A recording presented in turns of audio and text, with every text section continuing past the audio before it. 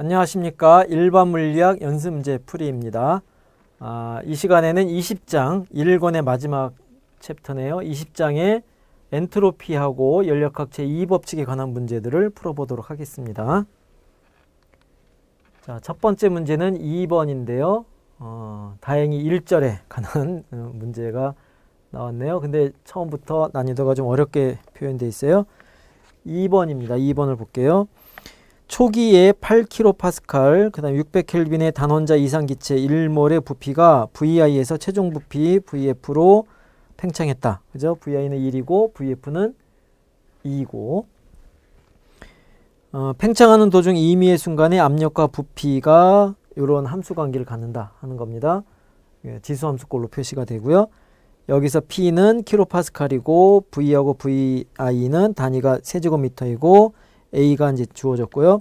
최종 상태에서 기체의 A번 압력하고 B번 온도가 얼마냐? 그 다음에 C번 팽창하는 도중 기체가 한 일은 얼마인가? D번 팽창에서 델타 S 엔트로피 변화죠. 이것이 얼마인가? 귀뜸은 그 두 개의 간단한 가역 과정을 사용해라 하는 거죠.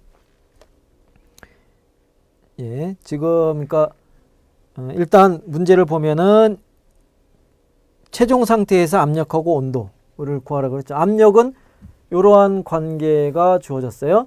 그래서 이런 관계에다가 그냥 대입하면 되죠. 그 부피가 처음에 1에서 2까지 늘어났으니까 부피에 대한 함수꼴이기 때문에 V 대신에 VF를 대입해서 나중 압력을 구할 수 있다가 됩니다. 자, 그래서 대입하면 돼요. 이거는 VI가 1이고 VF가 2이고 단위가 다 똑같이 유지가 되고 얘도 A고 그래서 얘네들은 다 단위가 분자분모 상쇄되죠. 그리고 이제 P0가 5로 주어졌는데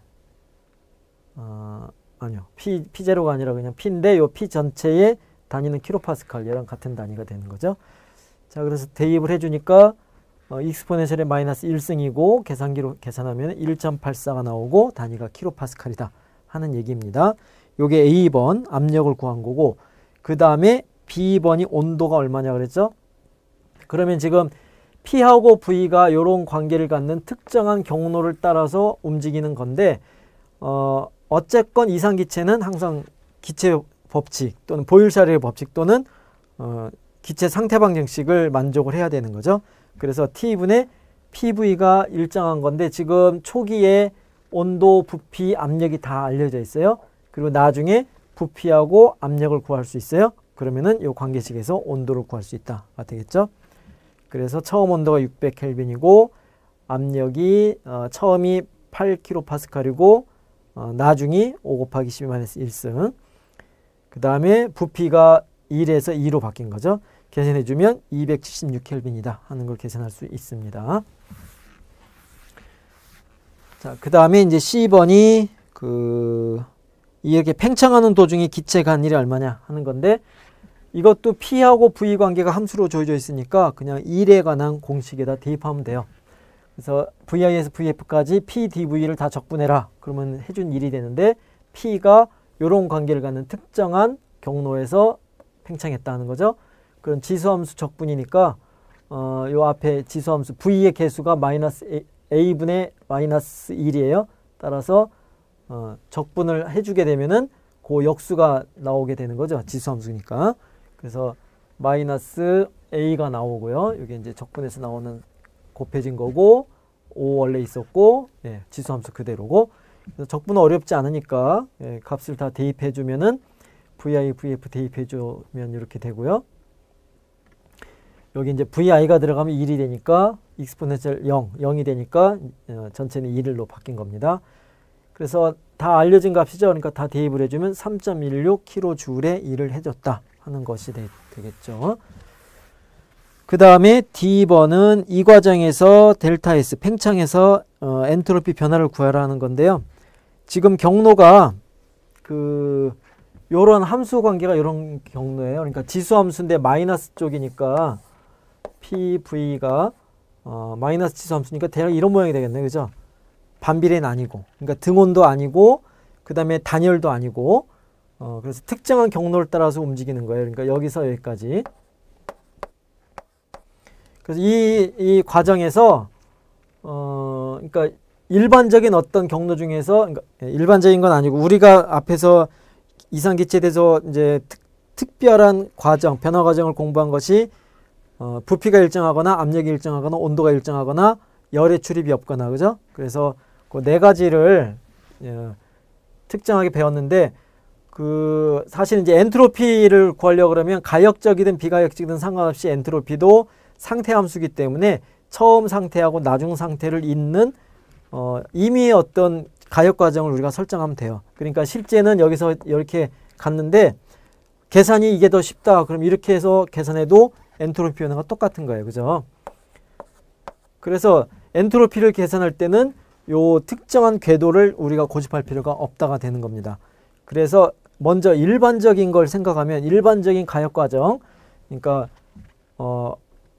온도, 압력, 부피가 다 변할 수 있는 일반적인 상황에 대해서 엔트로피 변화를 계산을 해보면 TI, VI에서 TF, VIF까지 변한 걸로, 또는 압력까지 표시하면 이제 PI도 들어가면 돼요. PF도 들어가면 되고, 그럴 때 엔트로피를 계산해보자. 그럼 엔트로피의 정의가, 연력학적인 정의는 T분의 DQ죠. 그러니까 이게 이제 미소 변이에 대해서 DS가 T분의 DQ인데, 이 DQ 자체는 경로에 따라 달라져요. 근데 T로 나눠준 요 값이 경로하고 무관하다 하는 건데요. 그리고 이때 이 DQ는 일반적인 관계가 연력학 제2법칙이죠. 그러니까 내부 에너지 변화와 해준 일을 합한 것이 출입한 열이다 하는 것이 되는 겁니다. 그래서 요것을 그 내부 에너지 변화는 역시 경로하고 무관하게 상태 함수예요. 상태 변화이기 때문에 내부 에너지는 NCVT로 바꿔 쓸 수가 있고, 모든 이상기체의 경우에 CV에 따라서 이제 내부 에너지 크기가 달라지면 되는 거죠. 그래서 요 값은 그 NCVDT 형태로 일반적으로 쓸 수 있고, 얘는 그 다음에 DW도 압력하고 부피 변화에 의해서 미소 변화에 따른 미소 1이니까 PdV로 항상 일반적으로 쓸 수 있는 거예요. 알겠죠? 그래서 원칙적으로는 경로에 따라서 이 값이 다 달라지는데, 우리는 엔트로피를 구하려고 하는 거고, T분의 DQ는 경로하고 무관하게 가해지니까 변화가 생기니까 그 DQ에 대해서 연력학 제2법칙을 이용해서 적분 가능한 형태로 표시해보자 하는 겁니다. 그럼 DQ를 적분해라. 그 말은 온도에 대해 적분하고 부피에 대해서 적분해라 하는 겁니다. 그리고 이것이 일반적인 임의의 어떤 가역 과정을 우리가 설정을 해서 계산할 수 있는 형태로 계산하면 된다는 거예요. 자, 그래서 엔트로피를 대입을 한 거고,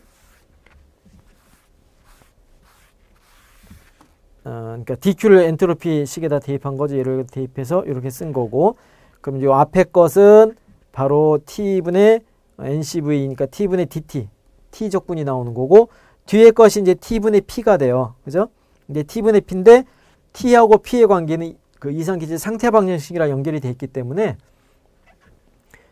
요 뒤에 항도 그 T분의 P는 PV는 nRT에다가 대입을 해서 T분의 P가 V분의 nR이 되는 거죠. 그래서 이렇게 V는 V만의 함수 형태로 바꿀 수가 있는 거예요. 항상.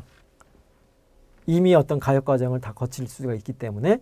자, 그래서 얘는 얘대로 적분하고 얘는 얘대로 적분하면 온도에 따른 로그 함수, 그 다음에 부피에 따른 로그 함수 꼴로 우리가 일반적인 가역 과정에 대해서 표현할 수 있다가 되는 겁니다.